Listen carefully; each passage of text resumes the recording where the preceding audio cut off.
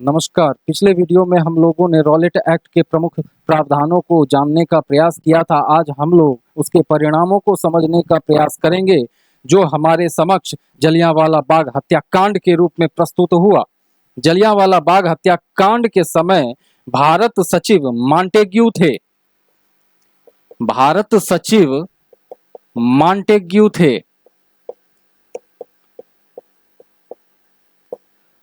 Viceroy Chelmsford थे। Chelmsford. Punjab के deputy governor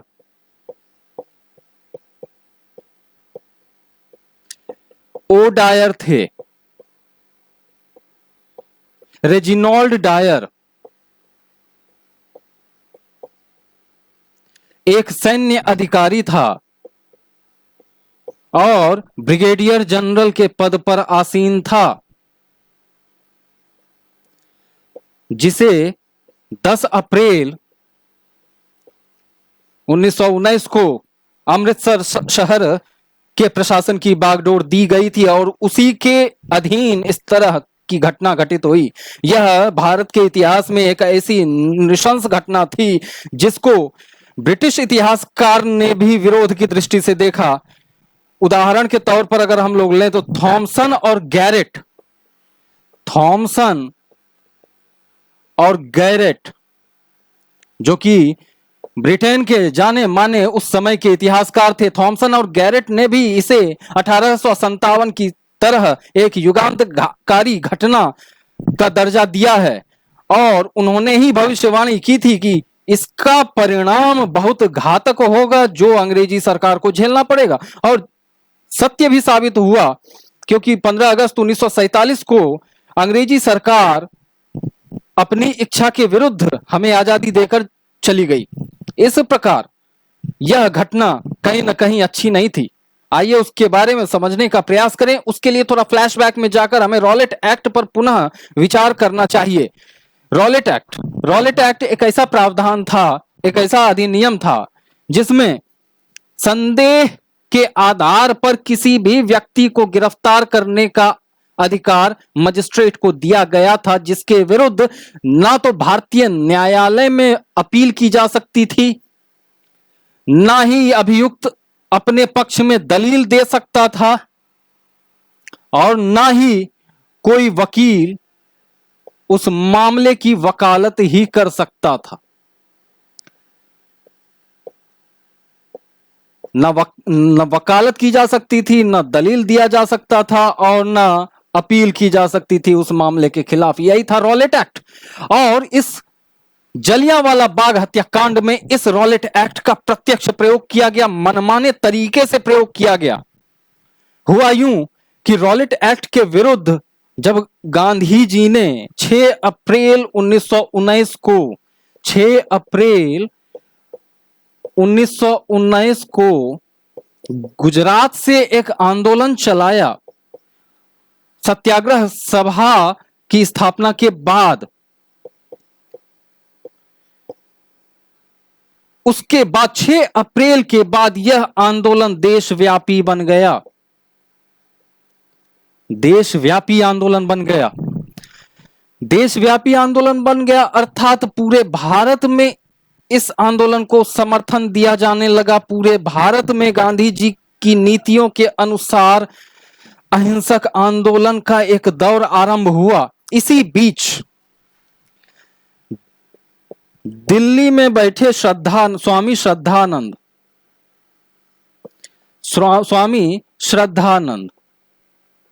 जैसा कि हम लोग जानते हैं कि पहले 30 मार्च को रॉलेट एक्ट के विरुद्ध आंदोलन आरंभ होने वाला था, लेकिन किन्हीं कारणों से गांधी जी ने इसे 30 मार्च की जगह 6 अप्रैल को आरंभ किया था। लेकिन 30 मार्च को सुनियोजित ढंग से स्वामी श्रद्धानंद ने दिल्ली में इस आंदोलन का सूत्रपात कर दिया था। तो स्वामी श्रद्धानंद और डॉक्टर सत्यपाल,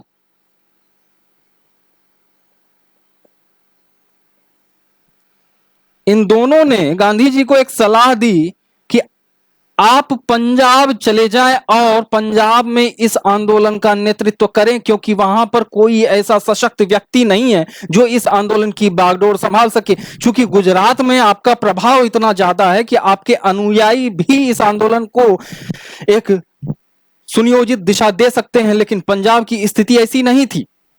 इसलिए आप गांधी जी को इन लोगों ने कहा कि आप पंजाब चले जाइए और वहां पर इसको सशक्त नेतृत्व की आवश्यकता है जिसकी पूर्ति आप करें। गांधी जी ने इस सलाह को माना और वो गुजरात से पंजाब की ओर बढ़ चले। पंजाब की ओर बढ़ तो चले, लेकिन 8 अप्रैल को उनको पलवल नामक जगह से हरियाणा के निकट गिरफ्तार कर लिया गया। और यह जो गिरफ्तारी थी वह रॉलेट एक्ट के आधार पर हुई थी। पहली गिरफ्तारी, मतलब इस आंदोलन के दौरान पहली गिरफ्तारी थी और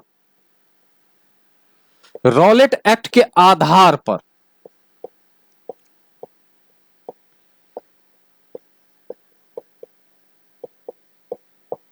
गांधी जी को 8 अप्रैल को गिरफ्तार कर लिया गया।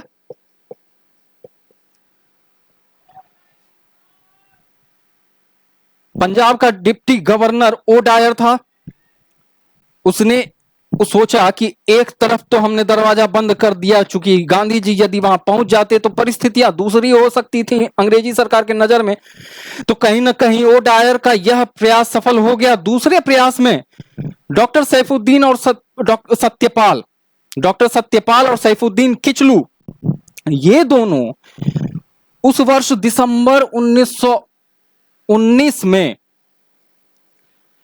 कांग्रेस का वार्षिक अधिवेशन पंजाब के अमृतसर में होने वाला था। कांग्रेस का वार्षिक अधिवेशन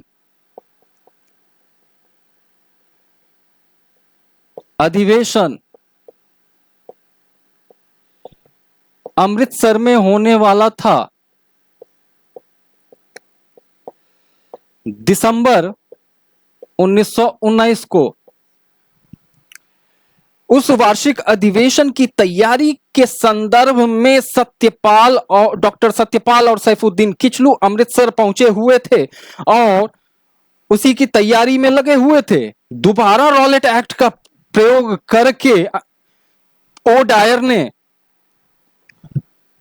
इन दोनों को गिरफ्तार कर लिया। एक तरफ गांधी जी की गिरफ्तारी का असंतोष तो जन्म ले ही चुका था पंजाब में आम जन के मन में।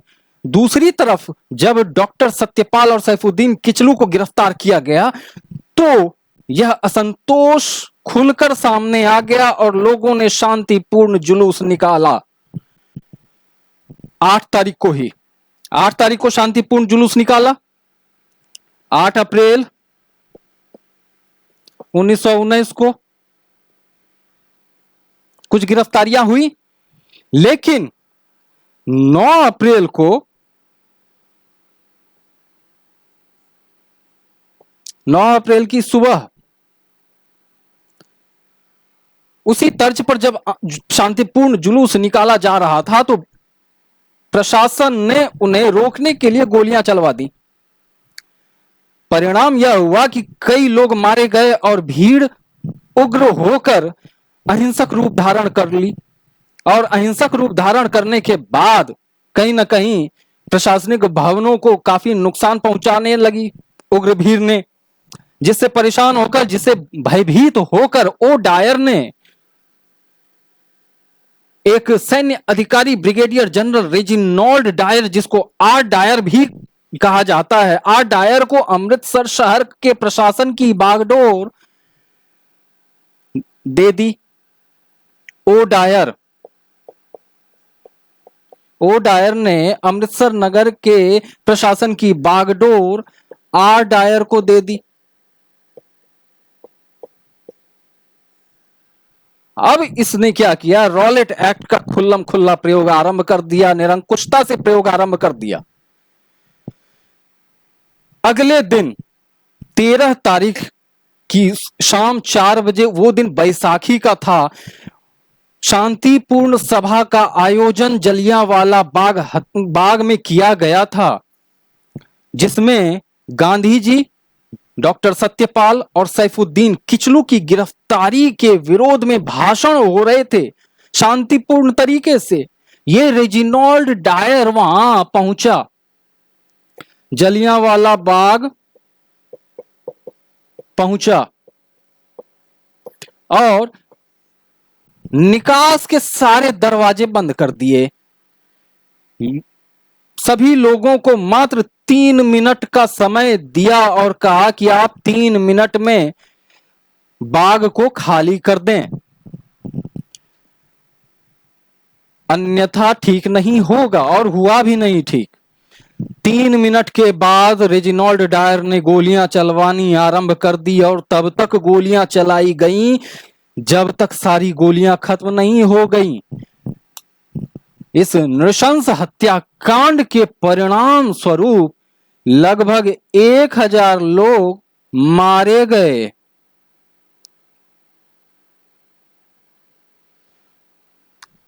इससे ज्यादा तो घायल हुए।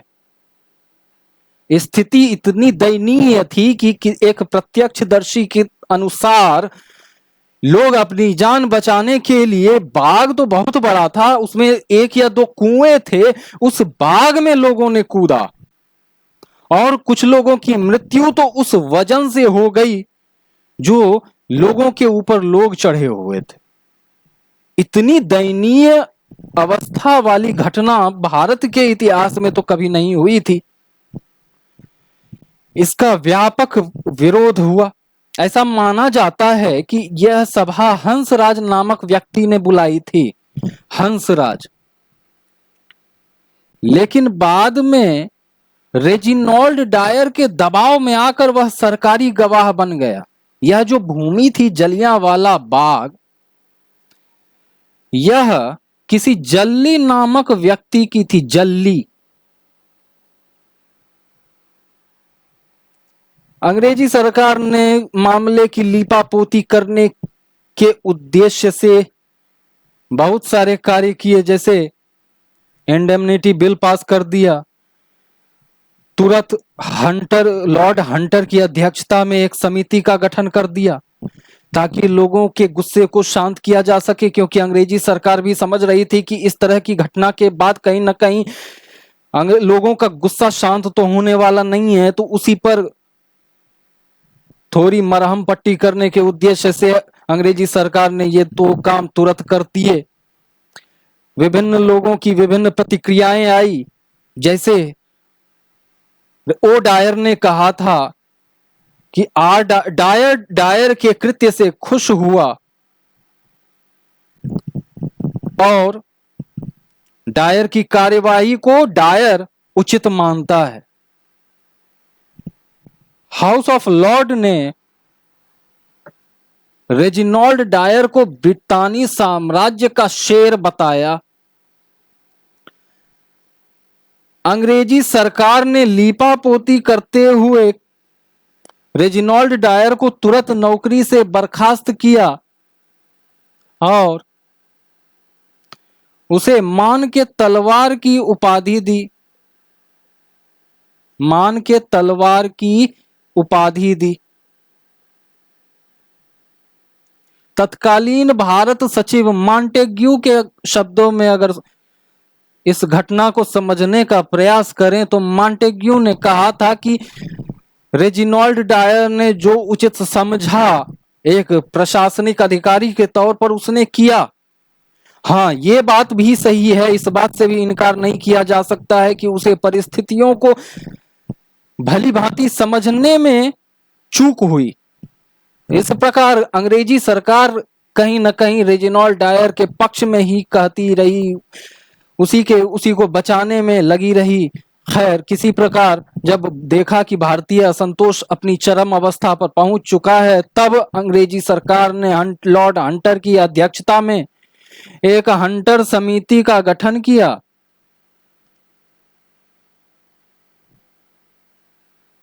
और हंटर समिति का गठन भी जो किया उसमें 5 सदस्य अंग्रेज थे और 3 भारतीयों को रखा गया था।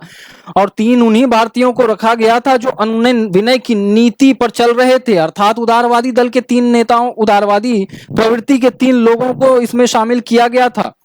5 अंग्रेज की बात अगर हम लोग करें तो 5 अंग्रेज में Lord Hunter, Smith, rice, Hunter, Ruskin, rice, बेरो, स्मिथ, ये 5 अंग्रेज थे। 3 भारतीयों की बात अगर करें, 3 भारतीयों की चिमनलाल शीतलवाड़ा,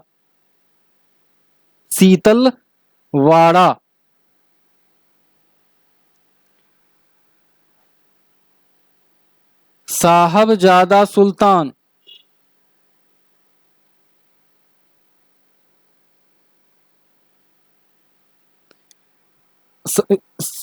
चिमनलाल शीतलवाड़ा, साहबजादा सुल्तान और जगत नारायण।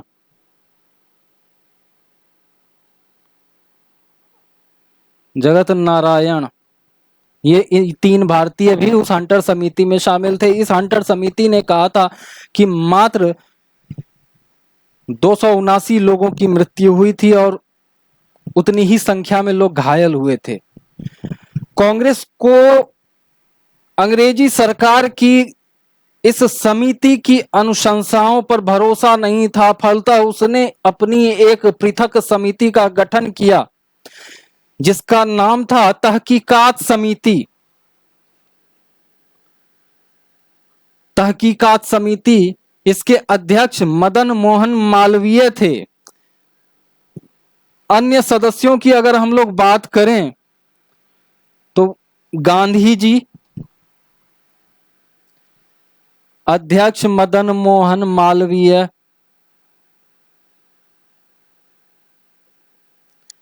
अन्य सदस्यों में गांधी जी,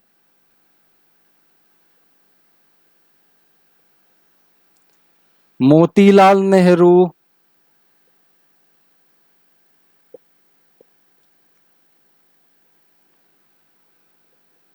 अब्बास तैयब जी,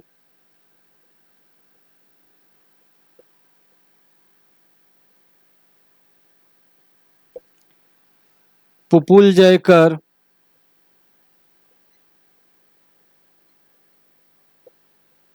और चितरंजन दास, CR दास।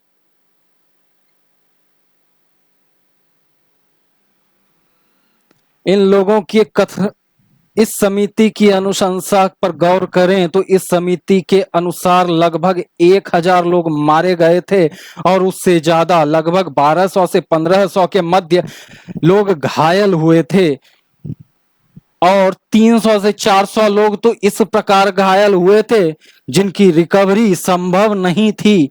यह तहकीकात समिति की रिपोर्ट बयां करती है। CF एंडूज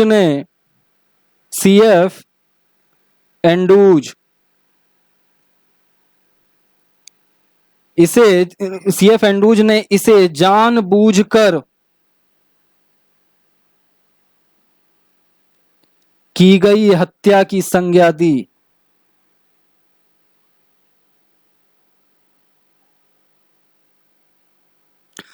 शंकरण नारायण वायसराय की कार्यकारिणी परिषद की सदस्यता का त्याग कर दिया।